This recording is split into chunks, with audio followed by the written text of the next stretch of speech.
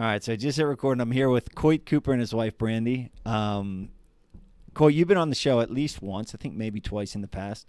Yeah. But you've helped me tremendously in a variety of areas, going all the way back to before I wrote my first book. I remember Jim Harshaw mentioning Coyte Cooper, and I was like, oh, I remember that name from wrestling. And then, we connected, and you shared with me Ingram Spark and self-publishing, and have Yeah. just been kind of a big brother or uncle to me, whenever I have questions. Yeah. And your wife, obviously, I see a lot of her in what you do. I've never met her, just met her now. And the premise of this conversation is based on what you two decided to do because it's fascinating. And I'm excited to dive into it. So before I say any more, welcome both of you to the show.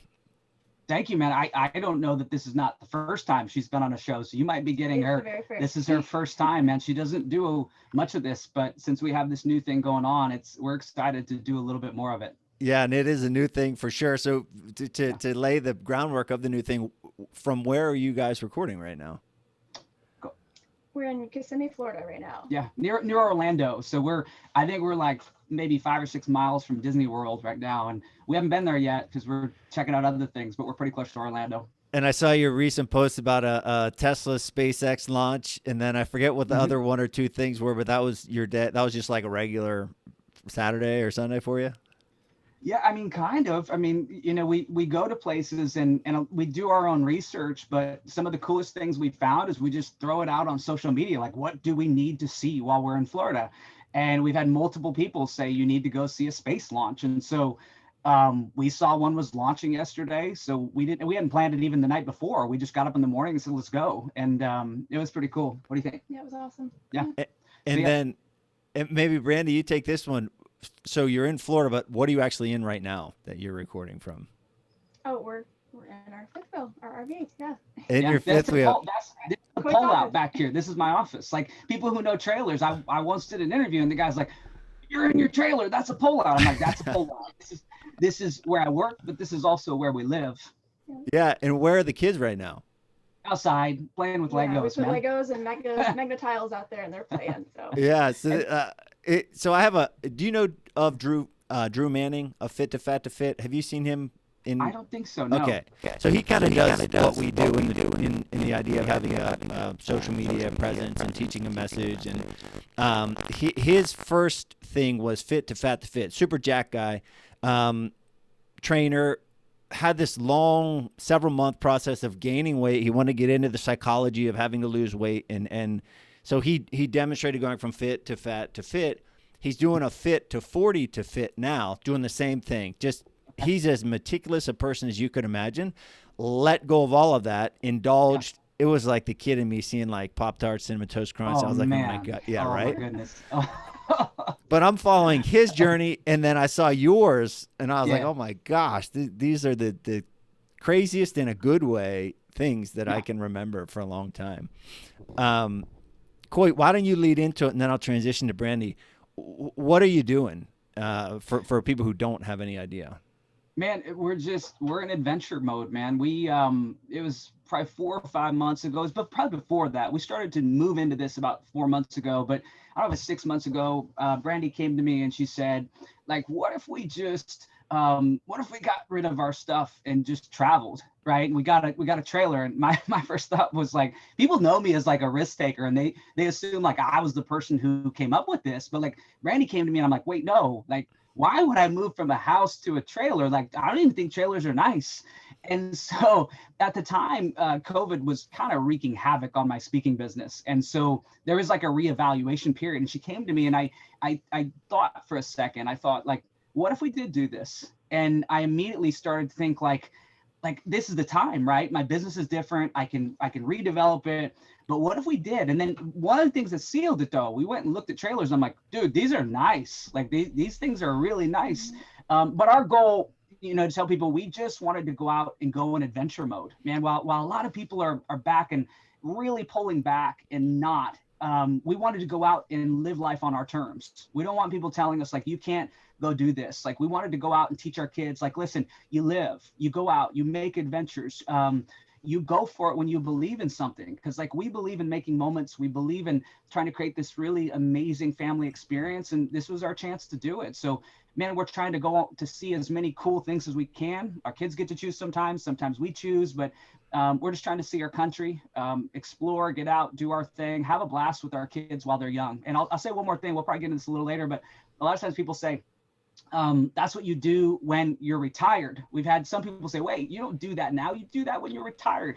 And our thought was like, why would we do that when we're retired if we can go do it with our kids right now? They're 7 and 9, and we keep thinking this is going to be epic for them. And so, man, we're just going out and living the best we can. I'm running a business while I'm doing that, but just trying to create a lifestyle that we absolutely love, not on anybody else's terms, on our own terms. Yeah, and I think of that often, you know, when I was teaching and people would say, you know, after my 3rd year, well, wait till your 5th year, then you're vested. I didn't even know I barely know what vested means now, but it has to do with my retirement. And then it would be about, you know, well, in 30 years of retirement is, and I would just think to myself, but I'm not living for 30. I could die tomorrow or next week or whatever. Yeah. And so, Brandy, transition to you. It was actually your post. I see randomly different posts from different people, but I saw yours. I don't know if it was from you or Coyte reshared it and I saw it, but it was like a really honest look at how this came about. And I thought it was so refreshing because nobody is really on it. It's either like people are honest on social media to the point where it's like too much or they're just not balanced. It's not balanced, those posts. But yours just struck me as, man, that's like a really honest post. And I loved it because so many people are afraid to be honest and just don't share the things. But you laid out why you're doing this. And it's exactly what Coyte just said. And I've like seen you via his posts or the different projects that he has gone, but I've never talked to you. And that was the first time I really got a sense into you as a person. But just talk a little bit about the support, the reality of what Coyte does, supporting him, and then what ultimately, I guess it was your idea, but then what ultimately led you to the, let's do this thing. Well, thank you, first of all. I really appreciate that. But I guess as far as like supporting Coyte, we kind of support each other, to be honest, don't you think? Yeah, like, I just feel like we're a partnership and we do all things together, I feel like. Yeah. I don't know. And I took on the role of obviously homeschooling the kids while we're doing all this, but like it doesn't feel like a job, I guess, to support him at all. Dude, she's flat out. She's downplaying. She's a rock star, man. I mean, she's flat out. No, she does. She's very humble, very kind. Like she's flat out a rock star as a wife, as a mother. I mean, she's the one. She's like, as we're traveling around, she's kind of the glue in the middle of all of it. So, but she won't tell you that she's a rock star at this. I'm sensing that. She's but I mean, she's more humble. This is not her environment yet in terms of doing this. Not my environment. So, but yeah, no, the one thing I always tell her, like, when she speaks, like she's really powerful, like when she writes, and I tell her that all the time. So that post that you saw, it doesn't surprise me when people see that. That's her. She's being authentic. She will tell you she's scared of something. She'll tell you that it's hard to get through it. And I'm kind of it's not that I don't have fears. I just kind of focus on the solution and moving forward. And she's the one that gives us that balance in terms of giving people a look at that. because it's a big decision. It's not a small decision to sell all your stuff and go and do something different. You have family members that are saying, no, you can't do this. But like in the middle of it, just very thoughtful, just such an important part of our family. So I just wanted to throw that out there, man. Yeah, I'll continue to try to pick and extract from her as much as possible, but I sense that right You'll when probably have to. I'm a very quiet, reserved person. So. So, but this is good for me. So, Brandy, well, there's nobody listening anyway, so you're good to go. Just kidding, people listening. Brandy, talk about. I'm thinking of. Okay, so I watched Minimalism. I watched Marie Kondo's show. I just saw there's like another minimalism documentary. I forget what it's called, but I watched it. The guys who created minimalism. And then the brand Minimalism. I'm thinking to myself, and I had to go to Texas to be with my brother for about a week and a half. And I saw this documentary right before I left. And I made a note on my like yellow thing that said minimalist documentary to remind me, hey, when you get home, remember to get rid of junk, right? Oh man, it just feels so good. I'm curious from a mother's perspective, and only mother because I'm a father and I'm asking to get the opposite perspective. But what was the logistics of that organizing, selling, and or storing away / emotional connections to things? What was that whole process like for you? It was a lot. I mean, it really was. When we first started talking about this, it was probably a year and a half ago, maybe, that I first came up with the idea to we could maybe do this. And my biggest thought was, I think at the time that scared me, was getting rid of the kids' toys, because that was that's a huge thing. Cause like I've tried to take some from like, you'd hide some for like 6 months or something. And then they would always ask me like, where's this toy, Mom? And like, they hadn't played with it for 3 months or something, but like, so they're really attached to their toys. And we had this toy room in our house, which sounds insane. Just a hot mess. I can't even think to have a toy room now just sounds insane to me. We all have. We all do. That toy was just a hot mess of Oh toys my gosh, everywhere. it was like an explosion of toys. It was an Just explosion. a hot mess. It's a So big that was the junk biggest drawer. thing I had to get Yes. rid of, I think. And it was hard at first. And they threw a little bit of fit over some of it. Yeah, initially, but not for too long. Yeah. And then they were cool with it once we started talking about what we were going to do and the adventures we'd go on. And so we kind of started there, I think, with the toys. Yeah. Just kind of slowly, let's get rid of some of those.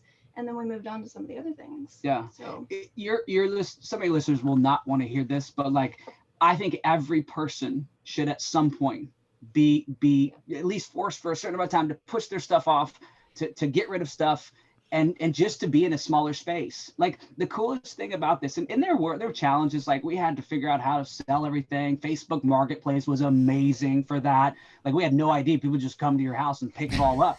And then we had a garage sale. The garage sale was more work, right? But like we did the Facebook Marketplace, and we found that it felt good though. Like getting rid of we wanted to get rid of all of it. Like we didn't have a bed, a couch, nothing. We just had suitcases that we were taking into our trailer. But the coolest thing about living in a small space now, we don't go in a store trying to find things to fill it up. Like we don't. In fact, don't need that. Doesn't fit anywhere. We don't have it. You also question yourself many times before you go and buy something now, which is really nice and I think really important to do. Yeah. And one more thing I'll say, it's allowed us instead to go out and gather. I don't want to say gather, but to go out and do moments, do experiences, not gather things, gather moments and experiences. And just getting rid of it, I think, was a big shift in mindset for us. Yeah, I want to add just a funny little add-on to that, which happened this morning. So I took my kids to my brother's for the weekend, and then my wife did like stuff around the house, cleaning up. She's we're the opposite. I could care less about cleaning stuff, and she loves cleaning stuff. Yeah. And well, actually, this backdrop I have, this is new. This is her. Like she did this when I was nice. gone. It looks I good. like that. Man. Thank looks you. Good. But she had a garbage bag full of old clothes, and she put in my car, and she said, "Don't let the kids see that because they'll be like, oh, I want that shirt. I want that shirt." And then this morning, Gracie, before school, she was like, "What's in that bag?" And I was like, "Nothing." We've done So- that so many times. Yeah. And Yeah. it's stuff that they haven't worn in so long, just like the toys. Haven't used They them in 6 months, but Yeah. Yep. But the crazy thing is, it's like people think it's like an ingrained nature. It's not. It's habit. It's pattern. Our kids, the more we've gotten rid of stuff, they'll have they don't have that much now, and they'll give stuff away to like kids they meet in the parks. So we love that. They're like, "Can we give this away?" I'm like, "Give anything away you want. Anything. All your stuffed animals. Anything you want. You don't need to be attached to it." And they will now. And our son used to be like, no, he would not get rid of stuffed animals. They were like his thing, and he's gotten rid of probably 2/3 of them.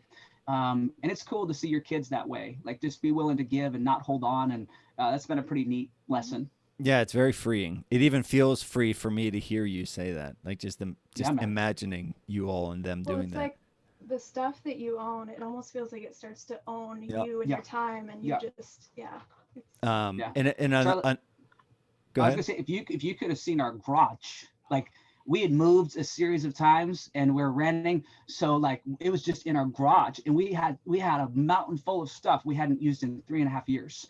And it was crazy going through it. And my mom came over. She'll probably listen to this. It's okay. She's just the way she is. And my mom came over and she's like, "We'll get rid of anything." And so we're trying to get rid of stuff and she's trying to keep it. But man, we were blown away about how much stuff we had. We didn't even know we had it, and it was still there. And it was taking up our whole garage. It was just crazy. But we had I wish we could have a picture of everything we got rid of all of it in a spot. It would have been just insane. Whenever I moved like a year and a half ago, almost 2, I think a year and a half. but we had a storage unit, and it was the death of me. It was the worst thing in the world. Like when you see, it was one of the like bigger, but not biggest, but you just see that long stretch of narrow nothing that then turns into junk that you have to carry and move. It's the worst thing ever. And then also a minor thing, just like another piece for listeners, that the Parkinson's law is a thing that exists that says a task will fill to the time you allot for it. It's kind of like your junk will fill to the space that you allow for it. And So true. what you're doing is like a perfect representation of that. Yeah. And also to note, my wife follows a family on Instagram. I believe they're called the Bucket List Family. Okay. But you guys are like my butt. They're doing exactly what you're doing. So it's cool. You know, it's easy to look on social media and here and there and imagine like, oh, well, they must, and then for any like a fighter, a singer, or whatever, it's just this glorified version. And then you realize it's broken down into this step by step by step. And it's cool to see you guys doing the actual step by step by step. It's not just an idea or an Instagram account. It's real life. No. And we honestly, most of the time, we don't know what we're doing. We really don't. I didn't know how to drive a 40-foot trailer. Like I That's scary. I had never driven it. We didn't know how to flush the black tanks, we didn't know what gray tank and black, nothing. We didn't know what they were. I don't even know what it is. Yeah, no, we can tell you at some point, but but we don't even know, like sometimes we don't even know where we're going 2 months from now. But we just know that we want to go on a journey, right? And we want to explore. And so, you know, we just kind of open book. People say, how long are you doing this for? We're like, we don't know. Like, and they don't like that answer sometimes because they want a set answer, but it's like, we don't know. Could be 2 years, 5 years, could be permanent. We love it so much now. We can't imagine right now settling in one spot. Like when you do this, you're like, I hope this doesn't make it to where I never can, but if it is, it is what it is. But we don't know what we're doing, but I think that's good for me. Maybe it's good for her to let go of control and just go out and just learn to be present and to experience things. I feel like in our society, we're so driven. I got to have this, the next thing. I've got to achieve this. I've got to have this praise. And like to let go and just go out and just try to make moments with your family. And then in your work time, just try pouring into people. It's like super freeing. Like I have less anxiety, stress, or anything right now doing it this way. It sounds crazy, but it's really nice. Like the idea, and you and I read similar things, talk about similar things, know similar things. But like the idea of happiness is progress. Progress is happiness, and so like enjoy the process of it, not just the end result. That's happiness. You know, if the process of life is living day to day, you're doing exactly what you're supposed to be doing. Yeah.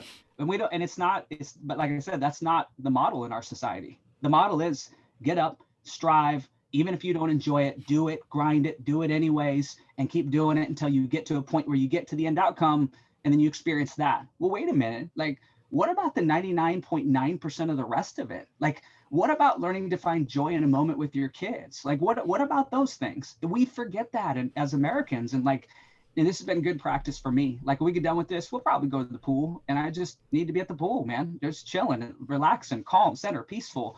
But those are things that are not common in our society. Not at all. No. I saw a post from one of you. I think it was about working out, when you just said going to the pool, and you guys are obviously both fit people when you enjoy working out, etc. Has it been easier? Maybe I'll go to Brandy for this one. Has it been easy or difficult to systemize that into your routines?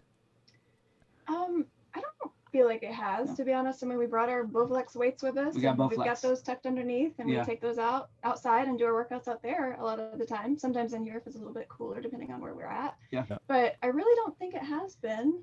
And I think what was useful about that, and this is the other thing, she was the one initially, like a long time ago when we had our first son, she really introduced us to kind of like online workouts, like videos and stuff that we could do. And so even now we see stuff we really like, we're trying it out. There's this workout program by Claire Thomas, isn't it, that we're doing right now? And it's one, we just pop it up. We were doing our circuits outside, and sometimes there's people here that are looking at us like we're probably nuts, but fitness is important to us, man. Like taking care of our bodies is important. And I tell people, if you can do something that you really value, something that that's really important to you with your partner, is so cool. Like we do we do growth routines together as a family. We work out together. We're doing adventures together. I mean, people will say, well, how's it going with your wife? Like, you're with her all the time. I'm like, I was with her all the time before. I like being around my wife and my kids. That's the funny thing about all this. It's like, everybody thinks it's so crazy to live in such a smaller space, but when we were in, how big was that house? 3,400 square feet Okay. we were renting. Yeah. But we were always in our room, which was a big room. Even the kids. But still, we were always just right there in that room all together anyway. Yeah. So yeah. Yeah. It's No, I kind of off topic, but. No, I hear exactly what you're saying. And then in terms of, this is the nuts and bolts stuff, but it got me thinking. And then in terms of a routine, like I would imagine, well, I guess if you're stationed somewhere for a period of time, you get into a routine there. But do you have a set routine where you get up at the same time, go to bed at the same time, or does that kind of ebb and flow with where you're at and what you're doing? Yeah, I would say we're routine people. And so it's almost like a combination of we have a routine and then we have pockets that shift, right? Like our sleep is pretty dialed in. I mean, we're going to sleep 7.5 hours every single night. We go to bed at the same time. We wake up at the same time. Even our kids are generally up at 6 a.m. with us, going through and reading and doing their journals. But we have a growth routine that we do in the mornings. When we're dialed in well, which we are now, our workouts are very consistent after that. And then we split off. Like I go to work, she does the homeschool. And then we have different pockets of things we do in our day, but this would be hard to do without, and I'll let her speak to this, but like without the set things that we do to keep our minds right, to make sure that we're focused on gratitude. We're filling our brains with the right books. And I know you love to do that, but there's things we have to do to make sure that this is right. And so our routine's really important to it. But then at the same time, there's that. And then there's the middle of the day where we just decide to go and see SpaceX, right? So and we fun, won't, dude. like we won't know sometimes. And that's the cool thing that I've learned to do with my work is say, you know what, I'm going to work to add as much value as I can. But then when I let go, I'm just going to let go. And we're going to find ways to make this work and have the business fit around the family or with the family at the very least. But what do you think on the routine? I will say, like before I even had this routine, I wouldn't have even considered this lifestyle at all. Yeah. So like this is almost like an unintentional plug for what Coyte does. Yeah. Because he got me started on the morning routine where I jot down my goals and my values and everything that matters to me. Mm-hmm. And you start to realize what really does matter and you question things that you're doing that don't fit those values. And so that's kind of what led us into this position in the first place. So 900 days straight, man. I saw that. Days straight. This girl, man, she's rocking it out. Yeah. It's so cool. It's so helpful. Yeah. And that's such a compliment to him because it's the same deal, Coyte. I'm sure you go through it the same way I do, the same way anyone does. Your mom, your dad, your brother, your sister, your wife, your friend, they don't care what nobody listens. None of my close people listen to my podcast. They don't want to hear me talk. So whenever she says that, it really should be an awareness to people that, oh, this stuff really actually works. Yeah. That again, man, you want to change your marriage. If you do a growth system together and you get the right growth system, it is life altering. And the reason why is like all of us come into a relationship with some baggage. That's not a bad thing. We just come with things that we bring with us. And most people don't even know they bring them to the table. And so it's really hard to communicate all the time and like to be on one page. But when you go, and because we do these together, but we also do them separately. She reads by herself, she goes through herself. But when you go through that process, you develop some awareness. You start to realize some things about yourself. You realize the person you want to become, maybe the person you're not yet, that you're not, and you want to go in a certain route. But like, I can tell her things now that I never used to tell her. I can give her feedback. She can give me feedback. That's not normal in a relationship. Normally, if a guy tells a wife something, the guy gets in trouble when he has to sleep on the couch. But the growth system's crazy. We have an openness now we've never had. We can talk about things with our kids that we probably never would have been able to 5 years ago. But it's crazy how much our marriage has changed because of it. And, either one of you to break this down. So growth system to me 5 years ago, it still sounds complex. But when someone would say the word system, I would like have a short circuit. I didn't know what they were talking about. Yeah. But what is an example? Because it sounds super fancy and hard to do. But break that down. What does a growth system look like? I mean, honestly, I was the same as you. When I first started, it felt like overwhelming, and no, I don't want to do that in the morning. Number one, I didn't want to get up early in the morning. Like he used to get up, and I used to get so mad at him when he got up early. Now I love it because it's my time to focus on me and realize those things that I really want to do. But basically, it's so simple, isn't it? Yeah. It's crazy simple. I mean, we wake up about the same time every day, and the first thing we both do is write in our journals. So you write what you're grateful for, talk about your values, write those down, and then any goals that you have. And then after that, we go into reading. So we read for like 20 to 30 minutes every morning. And I mean, that's basically the gist of that portion of it, right? Yeah, and I'll give you, like, for people out there, to me, system, like, it's not anything fancy. It's a series of habits, right? You put together 2, 3 habits of the most powerful habits you can that pull out your growth. And now it's cool because you have a system to get your mind right. You have a system to start your day. You have a system to make sure that when you go in your day, you're living intentionally. It's not some weird thing. It's having these habits to make sure that you can show up and become the person you want to become. Like, so many of us are waking up in our days, we're reactive, we're allowing our phones to set the tone, we're allowing news to set the tone, and we wonder why we're not happy. Well, if you get the right growth habits and you stack them and you get your system, you're ready for your day. And yeah, she's rocked it out. I mean, I can see it. She's a different person than she used to be. She was always amazing, but now she's like super uber duper amazing. Like, it's just like another level of amazing. Yeah. And it's fun to see you guys, your family, working in sync together. You know, because mostly most of the time. Well, not always. Obviously, it's not. I know. Yeah. We'll get into that later, but it is cool to see you two on the same page. One other kind of small logistical thing: food, eating. How does that happen? Yeah.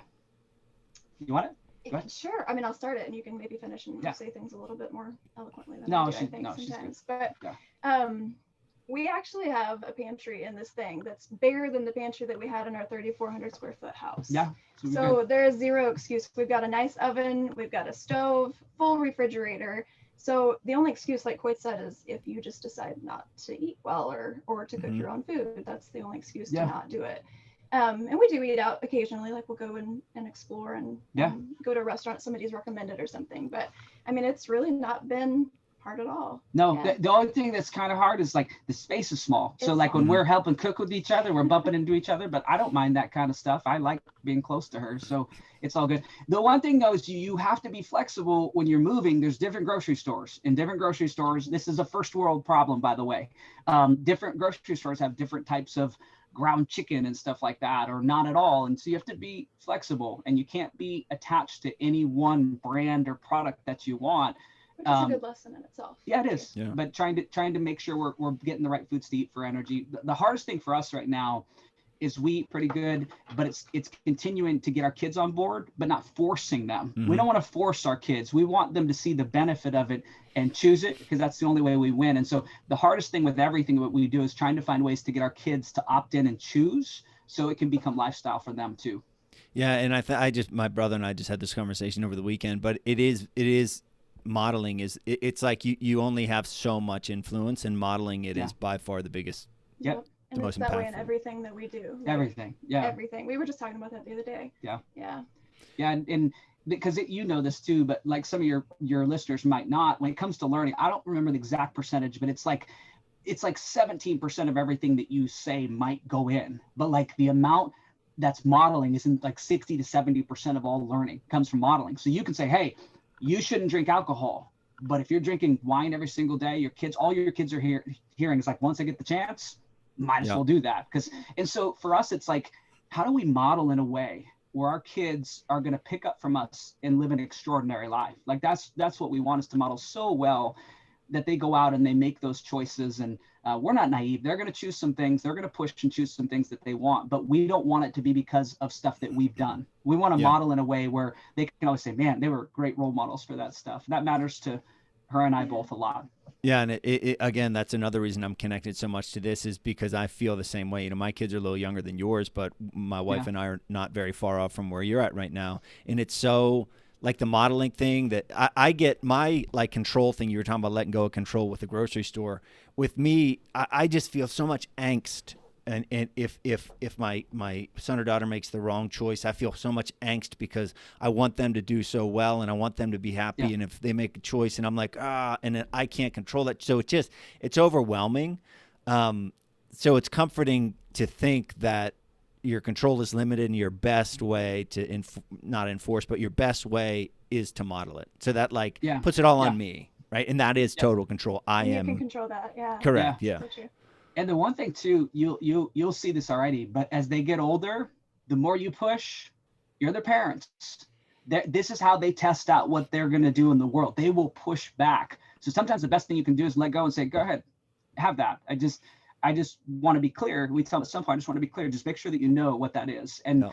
a lot of times we get better results when we're modeling and we just don't push. But that's very, very hard as parents. You want to push them to say, hey, that whipped cream on that waffle is not going to serve you someday. But guess what? They're kids. Yeah. They're not thinking about like vibrant health right now. They run around with as much energy as they want. So, I mean, the best thing you can do is like, they'll never see alcohol touch my lips. They're never going to see it touch your lips. Since they've been born, they've never seen that. And so we're proud of that. And I'm not saying like some parents, if you're doing that right, just be aware like that what you're doing adds up and it counts. Yeah. And so for us, we're just trying to get as many things as we can right, man. I mean, we're not perfect. If people saw our kids, they would know that we're not, but they're good kids, and we're going to keep working, man, to try to teach them things so they can have really great lives. That's the one of funny the thing though too. Kids will teach you things though, I think, because like our kids have started as they've gotten older to kind of respond in certain ways, and I'm like, where's that coming from? But I know exactly where that's coming from. They've learned it from either one or both of us. So it's like it teaches you things that you need to work on and calm and respond calmly. Why is he so impatient? I don't know, probably because daddy's still impatient. And so daddy has some work to do in his growth system. He's got to meditate more, you know. But he's got to. It's hard, man. One of the things that I remember, just two of the things I remember distinctly from that with my kids is when I would hug my daughter. I think it was before my son was born, but he was super little. But I'd hug my daughter and I'd say, "God, I love you," and she starts saying "God" left and right, like randomly. I'm like, "Gracie, why are you saying this?" And then what got to the point where I just said, "God, I love you." And then another one, I would say "son of a nutcracker" because I'd start to swear less when I had little kids around. That they would say "son of a nutcracker." There's several things that are. Oh yeah. There's several of those. Yeah. We understand that completely. One kind of thing I want to highlight here because I remember the instance that I learned it for the first time. Really, so you promote a message, you have a business, you have a brand of your business, and it's easy for a hater or a naysayer to say, "Oh, Coyte's perfect, he blah blah blah," right? And I am like this lifelong learner and training, etc. And it's easy for people to try to tear you down. But one of the things that I remember most, and I learned this from Leif Babin, who wrote Extreme Ownership. Yeah. I had asked him, like, because you wrote the book on extreme ownership, do you get crap all the time for people pointing out your flaws? And he was like, I no, not really. And that's not what it's about anyway. I'm just trying to master this thing. And I think that's a huge part for just people to understand in general is you, me, whoever aren't flying a flag of I'm perfect, follow me. It's I'm so hell-bent on trying to master this that I want to share it with you as I try to. Yeah, I think that's totally fair, man. And I think like when you invest in something and you come out, like I think about myself 5 years ago, like just more stress, more anxiety. I had some big things happen, frustrated. And when you go through and you invest in these habits and you get the right core system in place and you go from dwelling on disappointment to loving your life every single day and learning ways to get rid of your ego to where you just are just better. You get to the point where you want to share that if you do what I do. Yeah. I don't need, I've told her, I said, it's really cool. I think I've gotten to the point, I don't need any of the external things. I want to share it. I want to be more loving, more caring. I want to elevate people's lives and whatever it is at that point. But man, when you find something that changes your life, you just want to help people. Cause I look around and I see so many people frustrated, overwhelmed, uncertain, and they're turning to things that can't make them happy. And you just want to help some of those people. And it's so rewarding to see people invest and change their lives, man. And I just think I wish more people could get to the point where they love who they are and they love their lives. Cause to me, that's what it's all about. You can love your days and just go through and live them all out. That's an amazing thing. And it's totally possible for anybody. And I think that's the one thing Brandy's learned. We're trying to teach our kids. And I think that's what all this is about too. We want to teach our kids to live in a way that is not the norm, right? We don't want them to follow the normal path. We want them to create their own path and get to where they're really living life on their own terms. And so we're really trying to model that, show them this matters to us. So we went for it. We don't know what that'll look like, but I think our kids someday will go like, whoa, like we did that. That was crazy. Yeah. And we hope that they really look back and they love that. Yeah. You can't not, like, your kids can't not, they could love it or realize they don't like it eventually or whatever, but you can't not, like, take away the value from what you're doing. It's incredible. And I do want to get to the specifics of the places and the things that you're doing. But I think it's awesome. You know, it's very important for me. And one of the reasons I want to talk to you and share your story for people who don't know it and can follow it is that for whatever reason, I feel so strongly like you feel as well. You can have your cake and eat it too. You can have fun. Yeah. You can like it. You can't, you know, whatever that is to you, because I think so many people just cut themselves short and think you can't do it. Like the fact that I want to like the people that I interact with daily. You can't control it. No, you can control it. Like you can't. Like there are some things, you know, whatever. There's some uncontrollables, but they're the exception to the rule. It's trying to foster that and make decisions that lead you ultimately to the point where you can enjoy the people around you. Yeah. Yeah. And one thing that comes to mind for me is a lot of times people think like, oh, but I have to work and I have to invest. So the family stuff has to work. When I retire, then the time will come. Or, you know, maybe on the weekends sometimes. And this is something that I think people in business are pressured to do. It's to pour in, to grind, to work from, there's a pride around this, work 20 hours a day. And I'm like, no, unequivocally, no, man. I've seen people that I work with have so much pain in their lives because they say family's number one and work's number two, but you spend 20 hours working a day. There's no time for your family. Stop assuming it's an either or, but you might have to carve your own path.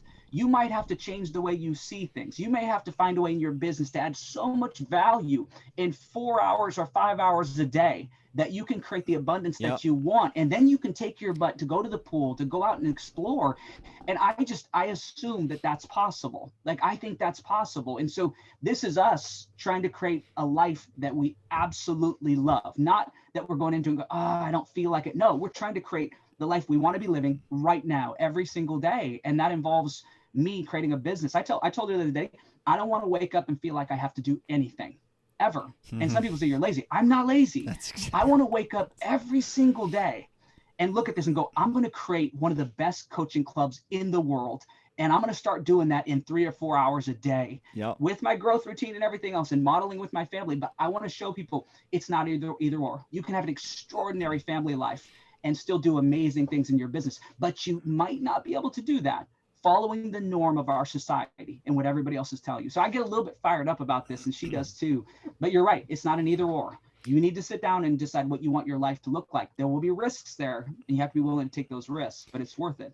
What you said there about the time work, and I'm glad you brought that up because I was going to say it earlier and then I forgot about it. So Wade is a friend of mine who is a business mentor of mine also. And I had talked to him. I was like, man, well, between because my show, like in a perfect world, my show is my livelihood. But it's like the opposite. My show takes the most time and brings in the zero revenue. So it's a like, why the heck are you doing that? Because I can't not. That's why. Because I believe in the ultimate goal of it. But I was talking to Wade and I was saying, man, between like lifting, between reading and prepping for the show, that's like 3 hours of my day. So then it's like, you know, work time and kids are home at 3:45. And he was like, how much time do you need to work? Like, how much time do you actually need? And it was like, what? Well, I got to work 12 hours a day. And he was like, no, man, like 4 hours of the right stuff should be. And that's ultimately, I was talking to you before we recorded, but that's ultimately for me what COVID is really helping me do. Like, I don't love responding to emails, but right now that's on me. Soon, right, within the next year, it's going to be delegated to someone else to where I make the phone calls, which I enjoy doing. So it's all a gradual process getting to that point. But that was a huge revelation for me, realizing, oh, I don't have to work 12 hours a day. Like that's the point, to not have to work 12 hours a day. Yeah. And I not only think you shouldn't, right? I don't think anybody's in there dialed in for 12 hours a day. Science has shown this. Like you have like this, unless you really work it, you've got like this 5 hours of peak productivity max, right? And so like a lot of people are going in and they're just kind of grinding through their days. Like you're saying, if you can instead have the discipline to sit down and say, this is my most important thing, maybe a second, maybe a third. But if you know your most important things and then you really dial in and you start to roll those things up, man, you can have an extraordinary business that way. That's what mine. I've done speaking. I've done a lot of things where I've settled on now because everything my background's pointed me here. I want to create a world-class coaching club that serves in the next year at least 250 people. And I want to grow it from there. And I could easily, in 3 or 4 hours a day, create a world-class coaching club that radically transformed people's lives. And we always have more than enough to do whatever we want in this lifestyle. But it took me a while to arrive at that point. But Charlie, we're former wrestlers. You know the way that we were trained. It was, if you're not doing something, you're getting behind. And I don't even think athletics works that way anymore. I don't think that's the model that works. And so instead, it's what can you do and lock in. And again, I'll say one more thing. Her and my kids are so important to me. I want to pour that much energy and time into them too. And so I don't want an either or. I want an extraordinary family. That's number one. And then that business needs to be there, right there with it. Yeah. Loud and clear with what you're saying. And I hope people, obviously you can't just listen and, flip the birds and walk out the door, but like you can listen and really take this stuff in and believe in what he's saying. Even if you are working a full-time job, the time that you're not, one, you could change it if you wanted to, but two, maximize the time before, maximize the time after to do the stuff you love in the event that maybe you don't love your job. Let's transition to a fun part, and Brandon, we can start with you, and Coyte, you can interject wherever, but I'm thinking that so from your leave, you sell everything, you pack up. Did you buy your truck or did you have your truck? We bought the truck. Okay. Yeah. Awesome truck. Any little, what was it, Toyota Tacoma. Tacoma, so it was awesome too. This thing, though. It was an awesome truck, and we had it for a long time. Yeah. But it wouldn't have handled this thing. I saw. I don't know if it was a single picture, multiple pictures, but I saw your truck with your properly fifth wheel trailer, whatever. I was like, dang, that's a nice setup. It's nice, dude. It's a wonderful setup. Yeah. So you pull out of your driveway. Brandy, we'll go with you. Pulling out of your driveway, how much mapping out did you do? And then along the way, what? Okay, so you guys were leaving from the Northwest, correct? Mm-hmm. Yeah. Okay, so just talk about the planning that went or did not go into it, and then talk about some of your stops along the way to get where you're at now in Florida, and how much time has elapsed since then. Well, when we first started, we stayed stationary for about a month, right? To kind of get the feel for the trailer, because we had never lived in anything like this. We had never even camped at all. Not even in a tent. Zero camping experience. And we have never driven a big trailer like Zero this that either, as well. so. Yeah, zero. All of This it. sounds like a plan I would make, and there's no experience, just do it. Yeah, that's Tim totally. Yeah. Which I'm surprised that I even did this, but again, But it was her idea. That's the was. thing. It wasn't my But idea. it's his fault because he I'm an got me executor, going on though, all man. this, and it I'll go. changed who I am. So, Yeah. But anyways, you got like the black tank to learn, which if you don't know, the black tank has to do with the toilet. That's your poopy tank. Yeah. Okay. It's scary at first. It scared me so bad to Because figure that out. side note, here's why. If it gets too full, it goes into your walls and floor, and you do not want the poopy in your floors and your walls. You got some problems. So imagine that, and people telling you that. It can go in your walls, and you're like, oh man, well, I better figure out how to make sure that doesn't happen, because that would not be good. Yeah. So that's the black That was more tank. scary than learning to drive this thing, I think. He's driving it so far. I've read books, real quick. I've read books where they tell horror stories of that happening. Oh yeah, we've got a friend. Terrible. We have a good set of friends on the road, and he did it the other day. And he's very handy, but he had to take out the insulation, and Oh my gosh. he had to take things apart to get it out. So man, it's an ordeal. Yeah. So, but not if you're dialed in and locked in, not as big of a deal as you think. That's So true. continue. So anyways, we stayed stationary for at least a month to get the feel for everything. And then we took off. We didn't have much of a plan before we took off, to be honest, which sounds insane, really. But we knew a few. We wanted to go. Yeah, we went to Oregon, right? Bend, to yeah. Oregon first, and we had a week planned there, but it started snowing. So we Yes. decided we had to leave early. So we had to leave a couple days early, and then we were going to go down through Nevada and Utah. Tahoe too. And Tahoe. Lake Tahoe. But there was a big snowstorm that came through. So we're not driving this big old thing through the snowstorm. So we figured we had to go a different way. So then we had to kind of adjust our plans on the fly from there. And we went down through California then. And then we kind of just planned slowly from there where we would stay. We knew this, because some people are like, you really just went out and did nothing. No, we knew we wanted to be south for the winter. Yes. And we knew that Sedona was a place that we wanted to go. And so Sedona was like that place where we're like, we're going to get down there. And so we just had to adjust. And that's one thing it's taught us to do, is be adaptable. You can't, like, you're there and you're in Bend and you're driving a 40-foot trailer for the first time. You're not going to drive through a snowstorm. That's ridiculous. And so we had to leave early. And so we just had to adapt and find a different route. And we were down in Palm Springs. And so some of the cool things we've done is like we went to Joshua Tree when we were there, National Park, and Sedona had the Grand Canyon. Sedona itself is unbelievable. Like the Red Rock and the stuff there is just crazy. And so it's hard to even talk about all the things we've done because there's mountains and all kinds of stuff. But from there, do you want to talk them through a little bit more of where we went? I'm trying to think, where were you? Sedona? And then from Sedona, we decided to go to Tucson and saw a bunch of different things there. Yeah. The saguaros, the giant 40-foot cactus. We went to see those things. That was pretty cool. And then, and I'll speed it up after that so we can get to it. We went to New Mexico, White Sands National Park. That's what I was going to ask you about. I've seen. Like, so cool. It's amazing. It's like in between these mountains, and it's just this white, unbelievable monster white sand area. It's just so amazing. So that was pretty cool. And Carlsbad Caverns was there too. Carlsbad Caverns. Yeah, cool that's pretty awesome. And how long have you been doing this? When did you leave home? We left, was it November 1st? November, yeah. So we started living in it October 1st-ish, right around that time. And then we stayed for a month and we took off on the road on November 1st. Yeah, and so then about 3 months. Has there been a system, or does it kind of change with how long you stay in a particular place and how many places you go to? It's different, it's been completely different. Sometimes when we decide we're going to make a move, like we got to where we were in New Mexico and we're like, we want to be in Florida now. And when you get to where you want to move, then it's like, okay, we might stay 3 or 4 days or somewhere. Sometimes we went through a 6-hour drive to Baton Rouge and we just stayed there overnight. And then we made a run to Florida. So there's times like Sedona, we were there for a month and we loved it. Tucson, 2 weeks. Florida, we're going to be here 6 or 7 weeks, seeing different things. And so it's all different. Sometimes days, sometimes weeks, sometimes months. It just depends on what we're doing. And where are you staying? Are you staying in like campground areas or what? Yeah, I mean RV resorts, RV parks, yeah.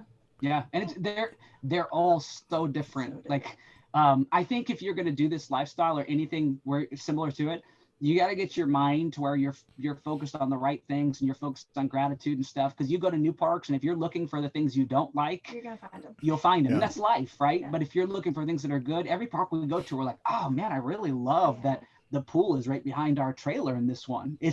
See the palm trees in the pool right there. And then there's others like Sedona's was so awesome with like kids that our kids could play with and amazing neighbors, nice pool, nice hot tub. Some are more like in the woods. It's just they're all different, man. They're all very different. Something I just thought of, has COVID, how has COVID played a role or not played a role in this? Go ahead. I don't feel like it's played too much of a role. Do you? I mean, No. I know you hear we don't watch the news or anything, but you hear people talking in the parks occasionally too that watch the news. That certain states are more locked down than others, and you can't go and do anything in certain states. But we have really found that it's not much different in any state, really. So, No. States are more similar than people think. I think what you hear is sometimes maybe the media passing on information, maybe politically that has something to do with it. But every state we've gone to, you wear a mask where you go to the grocery store. Whether you're in Texas or New Mexico or California or Florida, everybody says they're so far on the other sides. But for us, we wear masks when we go to the grocery store. And when we're in parks, we do not. I mean, when we're outdoors, we explore. And so every state has allowed us to do that. So I don't think it stopped us. We've just kind of got used to this is what it is. And occasionally you'll be in states where you'll look around and you'll see, oh, well, the workers don't even have masks on. Okay, that must be different. But it's crazy how much more similar the states are than people think. I'm glad that came up and that you're sharing your experiences with that, because it is so important. And it's a weird line, because I hate watching the news also. My family growing up, I don't remember us ever watching the news. My wife's family, they watch the news. So I started to watch the news more than I ever had growing up.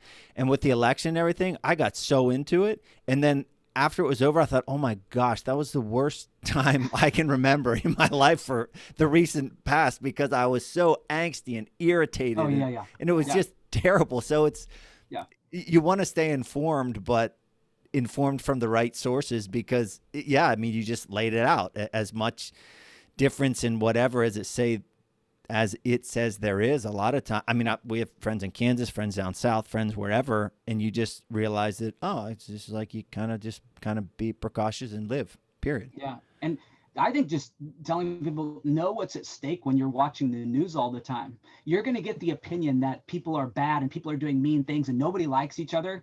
Dude, like we have experienced the exact opposite when we're on the road. These amazingly kind people who give our kids these little carvings, people who come over and want to give you pies for the holidays, like so kind and generous. It's incredible. And so my thing is, if you watch the news, you're going to start believing that everybody's out for the wrong things. But when you're out actually living and doing this, you realize so many people are still so good and they're so kind, and that's been our experience. And so what we always say is, no, we're not going to let the news drive what our just beliefs are and what our expectations are. We want to go and experience it. And our experience has been nothing like the news doing this, complete opposite.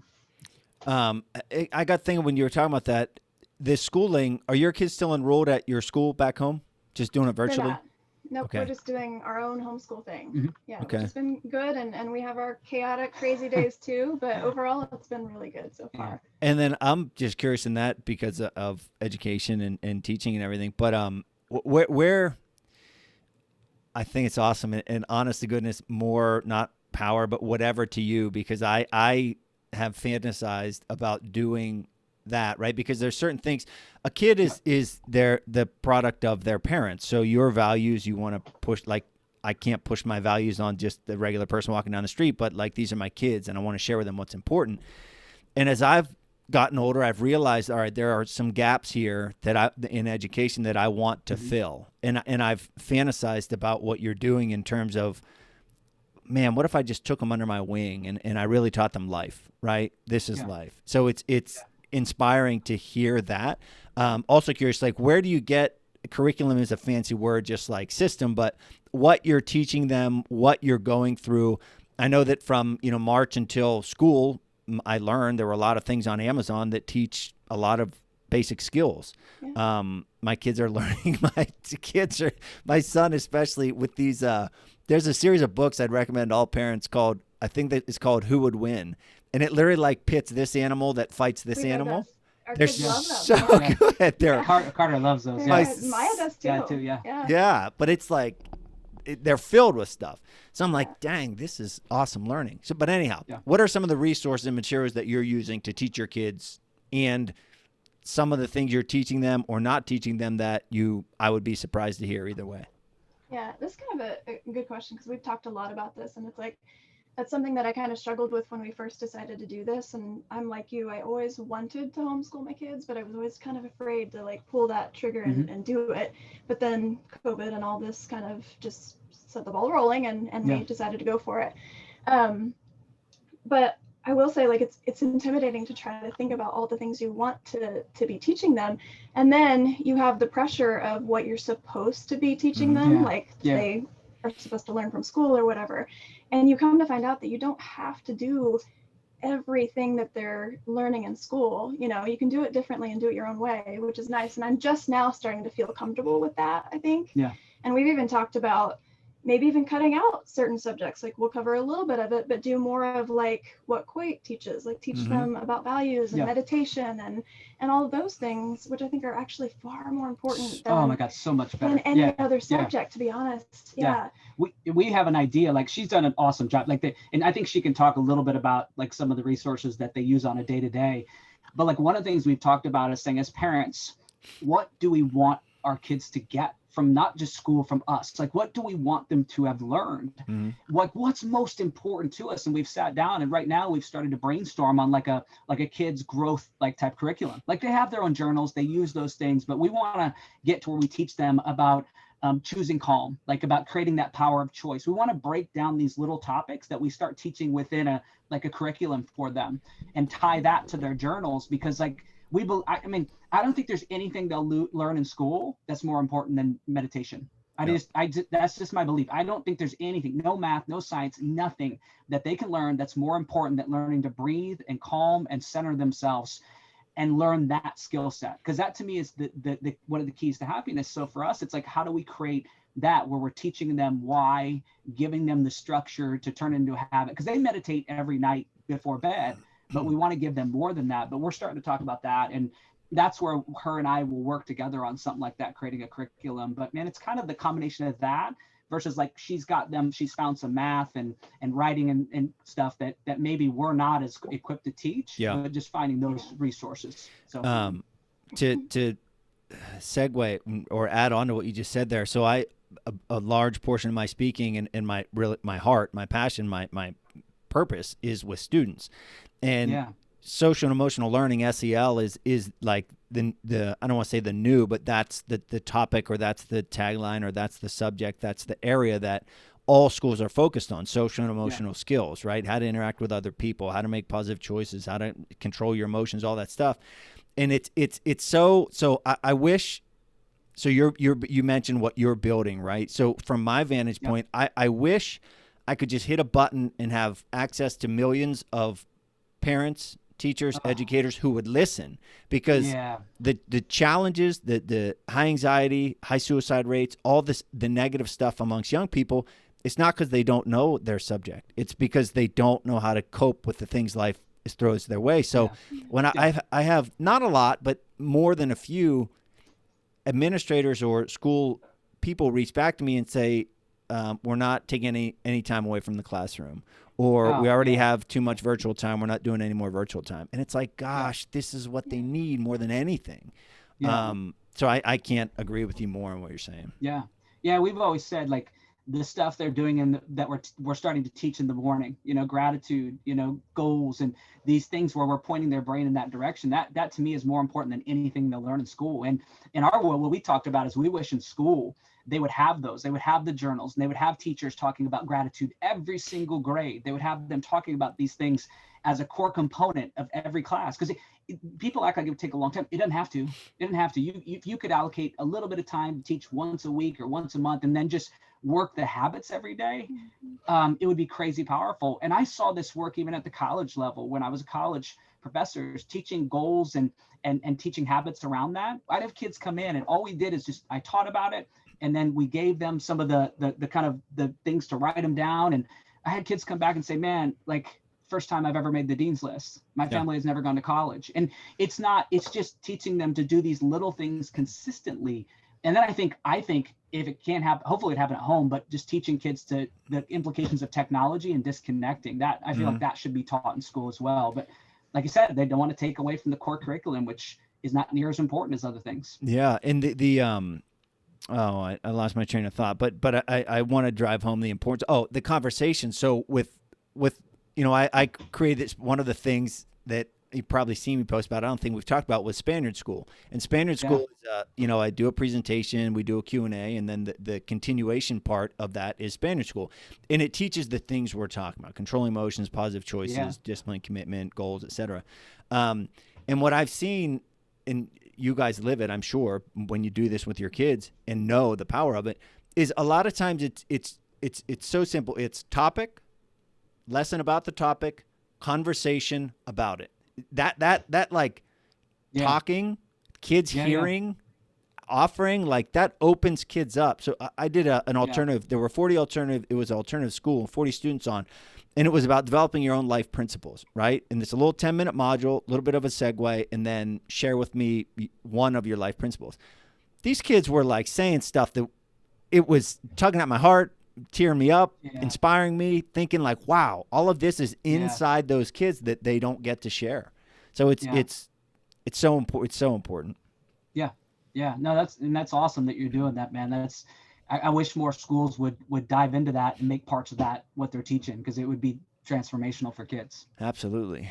And let's talk a little bit about, I just thought this, I wanted to ask it, the not so awesome parts of doing what you're doing. I remember one time my in-laws, my wife's parents, they had a little camper-ish type thing in Delaware. You could rent the lot, by the beach, and then you had a place. So it was like awesome. We just go stay there, and it was so small, right? And I remember showering and like going to the bathroom where you're like, basically doing both at the same time. What are some of the negative or biggest inconveniences of doing what you're doing? If there are any, really. I mean, Personally, I don't know that there's any that I feel like are huge inconveniences. Yeah. Do you? I can help her with little ones. The laundry things are smaller. It's tiny. So, so I have to like, if the laundry piles up, it's like 4 loads worth of laundry. Yeah. It's a small little washer. The dryer's pretty big, but the Yeah. washer is tiny. So that's maybe a small inconvenience. And that's in your fifth wheel? Yeah. Yeah. Which has been really nice to have too. Yeah, and you've got to pay attention to the systems in your house. Normally, you just flush your toilet and you keep flushing it and flushing it and flushing it over and over. And same with your water. You got to pay attention to when those things fill. And when they fill, you've got to drain those things. And there's a proper way of taking care of it. So, but like to us, like we remind ourselves, this is still a first world problem. We still live in a really nice trailer. Like we still have running water that's clean. I mean, our water heats up for us and we get to take warm showers, and it might be a little bit smaller, but like we still have first world problems. So ours, so much of it is perspective. Weather's a challenge sometimes, right? Because like, man, if you're in a spot and there's crazy amounts of wind, you may need to shift your traveling because there's too much wind or snow. And your water freezes a little bit at the spigot. And Yeah. you don't have water for an hour or two, which big deal. You know, it's not the end of the world. So. But honestly, like we're not like all of it's so manageable though. Like, and the upsides of like being able to go out and see the world. Like I've seen more in 3 months than I saw in my entire life growing up. In 3 months. And I think that's what makes none of it seem like a huge inconvenience. You know, it doesn't feel like that because of what it's allowing us to do. It's amazing. Yeah. And we've grown a lot. Gosh. I mean, like driving a 40-foot trailer, your meditation game better be strong going into that. Cause like if you get nervous, like I tell people, if you can stay calm, you'll be fine. Like you'll learn it. Like cause it doesn't take a crazy amount of time, especially the driving forward part. Like, okay, you turn your corners wide, you pay attention. But it's crazy how fast our brains form those new neural pathways. And like now, I didn't even pay attention when I'm driving down the highway in a good way. My brain knows where we need to be, but like the backing up's hard. But even then, if you can just keep breathing and don't need to be like an expert and all pro, and it can be good. I'll tell you a quick story real quick. And she's laughing because I've done really well. But at our last place we stayed at was in Florida, and we go pulling in there. And I missed the spot, and I put some marks into the grass area. I really did.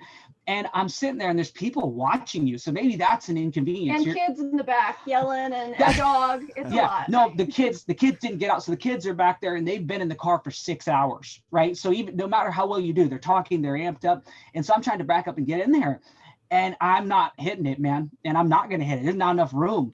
And then this guy comes up and he's like, would you mind if I give you advice? I'm like, bro, like, please give me advice. I'm a beginner's mindset. He had been doing this 18 years, backing big rig trucks. 18 years. So. This guy comes rolling over. Now I have a feeling he's going to help me, but he says, okay, here's where you need to be. And so I pull over, and I didn't know I needed to be tighter with this huge 40-foot thing, but I went tight to the spot, and he says, turn right now. And I start turning. He says, turn.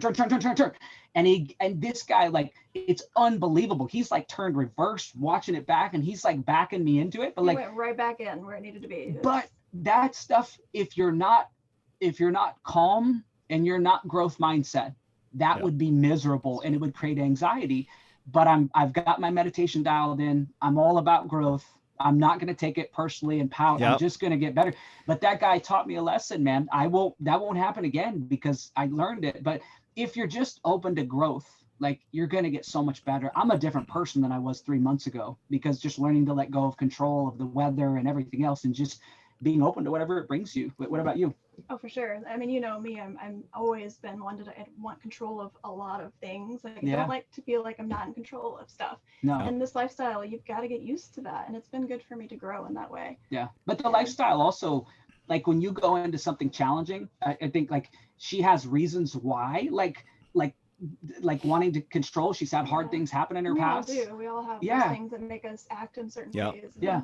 But it's been good. Like, that, getting to move into that and learning that it's okay to be uncomfortable. It's okay to feel that pressure as long as you don't back off. Like, you're passionate about something, you feel the pressure, you go, nope, not doing it. That's the problem, right? Yeah. But when you go, we're passionate about doing this.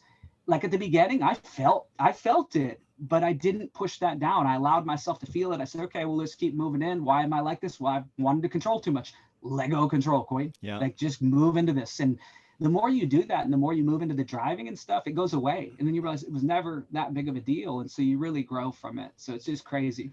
I think of that guy walking up to you. In his mind, he's thinking, "How's this gonna go? Is this Some guy dude gonna that's actually gonna fight listen me to for me?" this. Yeah. Yeah. He came to me first and he was like, "Do you think you'd mind if I just gave him a couple of tips?" And I was like, "Please, no. Like, No, he'll let's do it. He'll be glad to Man, have it." So, I'm only 3 months in. Yeah. It's not easy. Like parking, that's the hardest thing. 40-foot thing. It doesn't move the way a normal thing does. It's delayed and then it turns too much if you allow it to turn too much. So like a guy, I'm always blown away when they come up and they're like, okay, do this, do that, boom, in the spot. I'm like, what? Like, what just happened, man? I'm here struggling. I've been amazed at how quickly he can take somebody's direction and he just whips that sucker in there. Like he does a really good job too. Yeah, Really but your mind has to be right. And like, this isn't just about parking trailers, man. If you want to be really good at something, learn to center yourself, learn to take ego out of the equation, learn to love growth, like whatever it is, even in your relationship, learn to love growth so you can move into it and you can take feedback. If your wife gives you some feedback and you're a growth person, you go, okay, like I think she could I tell her all the time, tell me if I'm being a jerk. Please tell me if I'm being a jerk. I want you to be the first one to tell me. Same to me, which that's what. Yeah, I'll tell her. Absolutely. Yeah, we do that. So, but it's good to have that when you have growth people together. Like you can get so much better that way. So, Yeah. but it's huge advice for people. You want to be looking for ways to be better. So where are you at? 'Cause I'm thinking we're probably coming up on an hour here, so we'll start to wind down. But you're in Florida right now. Do you have, whenever this 6 weeks is over, do you have it planned after that, or will you figure it out between now and then? Loosely. Yeah, we have a plan in our head. We don't Yeah. have anything scheduled yet, so you got to Probably- kind of put a puzzle together. it Probably feels be like. good to this afternoon start booking stuff because we're good for like a full month, but we want to go to St. Augustine. It's busy there, so we need to Yeah. dial that in. We need Actually, to dial in Savannah. I have really close friends in St. Augustine. If you'd like some local whatever, one of the guys, a wrestler too, went up, met a girl online. Actually, met a girl in the AOL chat line. Yeah. Chat room. And she lives down there. They've been there. Happy, great family, great people. But offline, I'll connect you with them because they're super people. Yeah. I know one thing I wanted to ask. Finances. Financially, is it more expensive, less expensive, similar to your everyday life? Living like this? It would depend. There's factors that go into that, right? Like for us, I think for sure, like, because we're paying so much for rent. Like I did the math in my head and I figured out, and we're paying almost $3,000 a month in Washington for rent. I think $115,000 in 3 years, right? And we didn't have anything from it. And that's part of when Brandy came to me and she's like, we should do this. The thing that sold me on it is I did the calculations. I'd never done that. And I go, I will not do that for another 3 years. Mm-hmm. I'm not going to throw away that amount of money in 3 years. And it was great. We had an awesome house. We loved it. We had good moments. But when that got into my mind, I'm like, we can do this and we can do it. We can do it for less. And we have been able to build our bank account doing it this way. And yes, there's things you give up, but man, to us, the upside of being able to do this, lower your financial burden and to be able to see the world, or at least the United States for now, has been awesome. Now, I can't answer that for sure because if somebody goes out and they're like, hey, every place we're going to go to Disneyland for like 2 weeks, that's expensive. But if you're going to do it in a way where you get a national park pass and you want to see national parks, you can do all that for free. There's no cost to that. $75-$80 for a national park pass. Is that what you guys traveling did? around? Yeah. And we've been to the Grand Canyon, White Sands, Saguaro. We've been to like 5 national parks and Carlsbad Caverns. It's free. Those are free once you have that pass. So, and actually, right now, at least, if you have a 4th grader, I don't know if anybody does, but you can get one for free. Totally free. So, and you can do, Cool. And they're honestly the coolest things we see are those things. And then there's these things we never imagine, like national monuments. Mm-hmm. Oh man, there's just stuff you see that blow you away. And our son loves hiking. So he gets on all trails and he's always searching for trails. And we've climbed mountains. We've done these amazing hikes. And so that stuff, most of that stuff, very minimal cost to that. So it just depends on what you want to do. The national parks, do you stay on the national parks or is that you find an RV park near the national park? Yeah, we haven't stayed in anyone so far. Yeah. We just stay outside in an RV park. One thing we didn't know, it's not always this way, but like for somebody who wanted to do this and they don't want to travel everywhere, you can find RV parks and pay monthly $600, sometimes $700, really nice ones. We had one in near Sedona, where we paid like $700 a month. but that's all your electricity. That's all your water. That's all your dumping. They've got television. A lot of them actually have internet. It's not always great, but like that's everything, right? So like that's everything into it. So it's like, and you can dial in for longer and save more. So I think the reason we bring that up, if somebody's saying, oh, you can't do that, it could be more expensive, doesn't have to be. And you can really see amazing things. So that's the thing that's been cool for us. And just depends. We're moving a lot, so we're spending some money on gas too. I mean, we've been from Washington to Florida in 3 months, and we plan to move up around and go to the West Coast again in the next 5-6 months. So will you guys out there be up my way at all, Pennsylvania, or are you gonna hang left before you get up here? We might. We'll see. We're open to. We don't always know, but come to Hershey, PA. Let me know, man. I would love to. They've got 1,000 trails. That's one of the things we use is 1,000 trails. They've got a resort. We bought into 1,000 trails so we can stay for like 2 to 3 weeks at resorts for nothing because of that. Yeah. Well, this has been great. I'm excited. I'll obviously keep following you personally and then also online. And maybe wait. Do you know how long you're going to be doing this? Go ahead. It's kind of up in the air right now. I mean, we committed to at least a year. Obviously, you know, you go into it. So and we're not done in a year. There's no way. Yeah, we know at this point it's going to be beyond a year. So who knows? I'm thinking at least 2. Yeah. And one thing you learn is like you can't see everything. Like weather. You're not going to go to Utah in the middle of summer or winter, and do that. And so like there's places you want to see. And so for us to see all the things we want to see, I bet we're at least 3 years. And if we love it, then it's maybe, I don't know, maybe we never stop. I'm not sure. We have to know what our kids think about it the way we feel, but the kids love it right now. We love it. It's awesome. I have a question you just made me think of that I would have forgot that I thought, if I would do this. What about your kids and schooling and athletics? I know you yourself, Coyte, are hardcore athlete, et cetera. What is your mindset or thought on that? You want to go? My mindset is if they ever bring it up, then we got to find a way to stop. And like if we're in Florida, we got to stop and stay somewhere and let them get involved if that's what they want, or we got to readjust. But like our kids, even before this, no really minimal interest in organized sport. Like really no pressure. Cause like if they said it, I would have early on been like, let's go. Like everybody said, you got to wrestle. I'm like, probably not. Like he doesn't want to wrestle. Like I'm not going to make him wrestle, but he loves climbing mountains. And so part of this is perfect for him. Like we'll probably go spend months in Colorado and he'll be in heaven. Like he keeps talking about Colorado because he's going to map out all the mountains he wants to climb. And so for him, that's been perfect. My daughter, super social, just wants to hang out with kids. This has been perfect for her.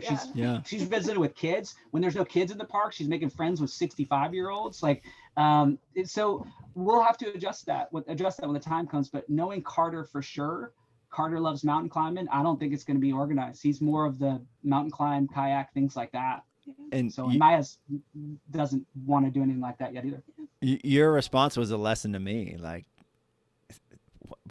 I'm just presuming that they'll want to do athletics, but it's like, wait, they might not want to. And it's hard not, it's just, I never thought of that, So that was a really. Yeah, and there are other full-time families that travel like this, and I know that they'll stop in a place for 3 months if they have to let their children do a sport if they want to, and then they move on after that. Yeah, some of them were going to Florida for that. Yeah, they were going to Florida, and they were going to stop because their kids wanted to be involved in soccer or something like that. But like, if we told our kids, hey, we're going to stop for 4 months right now, I think they'd be like, no, we're not doing it. Like, we have places to see. Like, they really like wandering and exploring, and so for us, it's a fit. We wouldn't have done this if we had kids that were like team and they didn't want to. I think Carter was one of the main things that maybe even drives this. Our kid, from the time he was little, loves hiking and climbing. And so for this for him is really perfect. So yeah, they've driven it too. They have a say. Like if they ever said I hate this, then we have some conversations to have. Yeah. Like we have to adjust. Well, I love this. The favorite parts for me are the familial aspect of it, like your marriage, but then also your family and the importance, the value of family, which I think is huge, and I strive to emulate that in my life. Sense of adventure, sense of wonder, sense of doing it your own way. I absolutely love it, and I look forward to continuing. I was going to say I didn't know when it ended, but I'd love to have you back on in, I don't know, 6 months or a year or whatever it is. Sure. But so I also love the idea of this integrating so perfectly into your business, which is your livelihood, and it's all just like one thing. Like you guys, living is your livelihood, and it's awesome as someone who aspires for that as well. Yeah. But what is your new account, in social media handles with this, and then your other social media handles so people can follow along with this? Yeah, living outside the limits is what it's called. So you can find us on. We've got a Facebook group where we do a bunch of posts. We've got Instagram that we're using. We'll eventually get into probably do some videos on YouTube, but we're not quite there yet. We wanted to deliver on those others, and we're really close to having a website too, Living Outside the Limits, where we'll have our top favorite hikes and favorite places we've been and stuff like that. And some tips for RV living. Yeah, in tips general, for RV living as well. which would have been helpful to us in the beginning. So. Yeah, that's the last thing I'll say is it's incredible how many people are following this though. Like it's been even like coaches who are in the middle of their season. I'll write and say, how are things going? And they're like, probably not as good as you. Like they'll say, because man, it looks like you're having a blast. I'm like, I would have never thought they're watching, but like people are watching. And I think what it is people look and they think, gosh, I'd love to explore with my family.